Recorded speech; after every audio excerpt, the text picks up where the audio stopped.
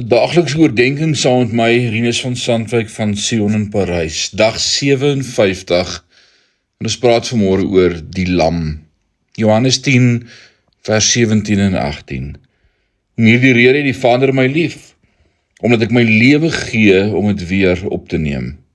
Niemand ontneem my lewe nie, maar ek offer dit uit my eie op. As 'n Ou Testamentiese gelowige, as jy deur God aangeraak wou word, sou jy 'n lam na die tempel bring. Daar sou die priesters dit noukeurig inspekteer en ondersoek vir enige vlek of gebrek.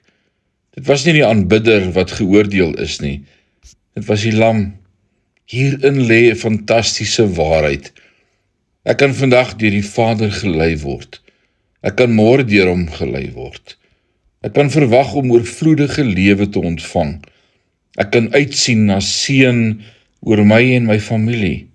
Nie omdat ek kerk bygewoon het nie, nie omdat ek 15 hoofstukke in die Bybel gelees het nie. Nee, ek geniet die seën van God op my lewe uitsluitlik as gevolg van die lam.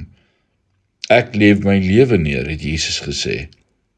Hy het nie gesê, jy beter jou lewe neerlê as jy verwag om geseën te word nie. Hoewel dit waar is dat hy ons in disippelskap sou roep om daagliks ons kruis op te neem en hom te volg, is my toetrede tot die teenwoordigheid van die Vader nie gebaseer op wie ek is of wat ek doen nie.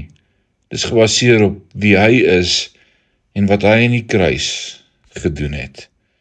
Die herder het die lam geword sodat ons, stomme skape, die herder kon ken. Waardig is die lam, inderdaad. En daarom seën ek jou vandag. Tot môre. Amen.